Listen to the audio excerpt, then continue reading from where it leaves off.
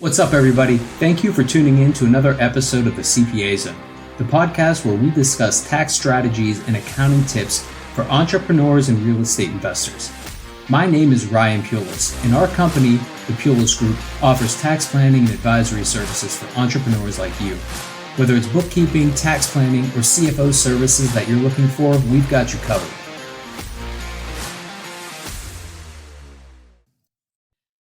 What's up, everybody? Welcome back to another episode of the CPA Zone. I'm your host, Ryan Pulis, and today we're going to talk about a topic that pops up in my inbox all the time. It's real estate syndications. So we're talking about what they are, who's who in a deal, what they mean for your taxes, and whether you're a limited partner writing a check or a general partner running the whole show. So if you're a real estate investor who's been eyeing those $50,000 minimum opportunities with the nice pitch deck, then this episode is for you. So to start off, let's just talk about what is a syndication? Like, what's that mean in plain English? A syndication is simply a way to finance an asset or project. Usually you're talking about a large property with equity money being pooled from multiple investors rather than one buyer taking on all the debt and cash themselves. So practically speaking, someone finds a property and raises outside capital to buy it alongside with a bank loan, some sort of debt. That someone is usually called the sponsor or a general partner, often referred to as a GP, kind of a throwback to when these deals are structured as a limited partnership. Often now they're LLCs, and then you also have investors that provide the capital, and those are your limited partners or LPs. You can syndicate lots of assets. So you can syndicate a business, but really it's most common, or at least I see it most often in real estate, but it applies to other businesses and any kind of asset you're going to purchase with pooled money. So it is common in real estate because large multifamily and commercial deals, they're too big for individuals to tackle by themselves. So in every syndication, there's a GP, general partner. So they kind of quarterback the whole deal. They're sourcing the deal, arranging the financing, raising capital, overseeing operations and investor relations. So strong GPs either manage the asset directly or they build systems to manage property managers and lots of investors efficiently. The fewer middlemen a GP needs, then the cleaner the communication and execution. The big operators often scale using systems as well. So LPs, they're the equity backers. You wire money, you get an ownership interest, and a K1 each year for your share of the income or losses. So you're generally passive, not on the hook for day-to-day operations or decisions, and you benefit when the deal cash flows and or has a good exit. Why real estate syndications are appealing, so economically and tax-wise? Two draws for LPs. So it's access. So, $50,000, $100,000, you can own a piece of, let's say, a $20 million property that would have been impossible for you to buy alone. There's also some tax characteristics. Your K1 shows your share of the depreciation and other items each year, so your share of the tax income losses. In the early years, usually, depreciation is going to show a paper loss, and those losses can offset passive income from other investments. Now, a reality check for most LPs, those depreciation losses are passive. If you don't have other passive income, they're often going to be suspended and carried forward until you have passive income or the deal ends. It goes full cycle. So we'll come back to that and why it might help in an exit year. So most syndications use an LLC that's taxed as a partnership. The partnership files an annual Form 1065 and issues K1s to each owner. So the partnership itself doesn't actually pay tax. They allocate income loss, deductions, credits out to you, the owners, and then you report it on your return. That's pass-through taxation in a nutshell. The pass-through model is a big reason for most syndications. They're not set up as S corporations or C corporations for investing in real estate. Partnership treatment tends to be more flexible for allocations and distributions. Now, how do the deals pay out? So there's things called waterfalls and then the promote for GPs. So let's talk about the money flow. Most deals use something called a preferred return to the limited partners. Then return of the LP's capital. And after those buckets are filled, the remaining profit is split using something called a waterfall. And it's usually something like an 80-20 split between LPs and GPs. And the GPs portion is called a promote. It's their profits interest. Think of it like as filling up cups from top to bottom. First, you have the preferred return, or the pref, then a return of capital, and then a split on what's left. So the promote, the GP's portion of the profit, that's how the general partners align with investors. They share in upside after investors receive what was promised. That incentive keeps operations and exit strategy focused on performance.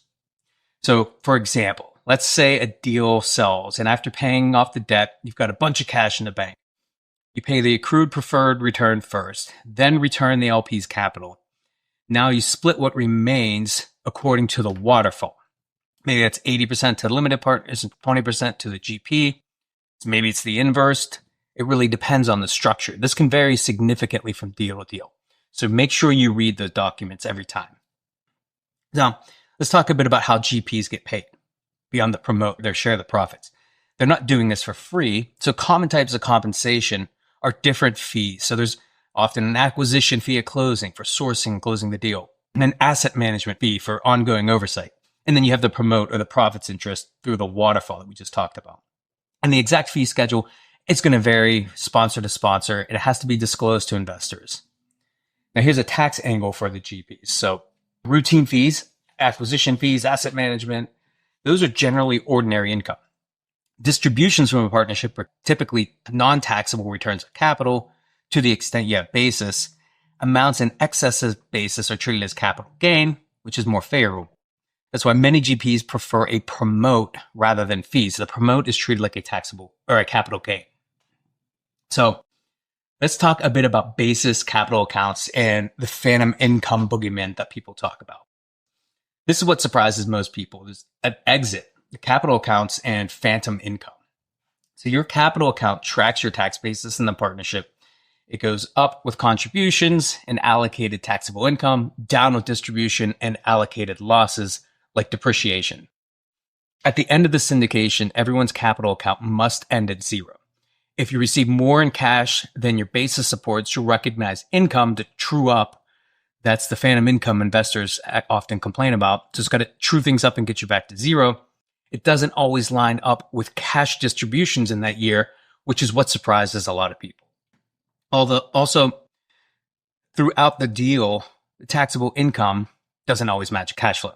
Depreciation and timing differences create gaps. So good structures can reduce ongoing phantom income for LPs by fine-tuning operating allocations and distribution policies. So a common driver of this is depreciation upfront. So there's a cost sake study done and you front load depreciation. It's a lot higher in those early years, which pushes your capital account down. And at exit, if your capital account's negative, the tax code forces a catch up, some income allocation to bring it back to zero. You need to plan for this. It's just the way partnership accounting works. Now let's talk a bit about the documents that govern the deal and your taxes. So everything we just talked about, the preferred returns, waterfalls, allocations, those live in the operating agreement. You'll also see some of this in the private placement memorandum, the PPM, if it's a broader investor raise. But the operating agreement's the tax driver. It tells you how items are allocated and how distributions are shared. And the PPM, that covers investor rights and disclosures, what you're promised, what you're not promised, and how the offering works. Now, you want to make sure you read both, the operating agreement and the PPM. In fact, read them multiple times. There's a lot of information in there. It's important to understand how it's going to work, so there's no surprises. Now, here's a tip for the GPs. Make sure you draft your operating agreement so the operating allocations and distributions minimize phantom income surprises for LPs when that's possible. That kind of design is going to make investor relations a lot smoother. The LPs don't like having the surprises. Now, the LP taxation, let's talk a bit about that. Generally, your losses are limited today, but that helps savings on exit. So we talked a bit earlier about suspended losses. So if you're a passive investor, like most LPs, the passive activity loss rules are going to suspend the losses until you have passive income or the property sold. So a lot of LPs get bummed out that they can't use those K1 losses in the early years. However, at exit, those suspended losses can unlock and offset the ordinary income from depreciation recapture and other pass-through items dramatically reducing the tax hit when the deal sells. So having the suspended losses can help you out down the road, and you can plan around that as that passive investor that's an LP in these deals. Now, if you have other passive income, let's say you have other real estate deals or maybe passive business ventures you're invested in, the suspended losses can offset that income along the way too. So maybe you're able to use those losses, even if it's not in the current deal, against other passive income that you're generating. So that's why investors often talk about pairing PIGs, that's an acronym for passive income generators, with depreciation-rich real estate. Now let's touch on GP taxation a bit. So real estate professional status can matter for GPs with significant participation. Real estate professional status can open different planning outcomes and opportunities, especially in years with big losses, because their activities may not be categorized as passive in the same way a typical LP are. Now, this is a facts and circumstances test, and it's going to depend on each individual. But it's just one of those big levers that GPs can use for tax planning. And a final word about sponsors. The acquisition and management fees, they're straightforward, but they're generally taxed as ordinary income. The promote is where alignment and upside live. And that's usually taxed as capital gains, which is preferential to ordinary income. So you want to structure your compensation to balance near-term cash needs through things like acquisition fees and asset management fees with long-term tax-efficient upside on the promote. And that about does it for today's episode on real estate syndications. We covered what a syndication is, touched on the GP and LP roles, how cash actually flows in a waterfall, how the partnership return and K1s work, why capital accounts matter, and how to avoid nasty surprises at exit. I hope you found this episode helpful. If so, share it with a friend and fellow investor and hit that like and subscribe button. Until next time, have a great day. Are you interested in becoming a client? Click the Discovery Meeting link in the show notes to schedule a free call to discuss our services. So that about does it for this episode of the CPA Zone.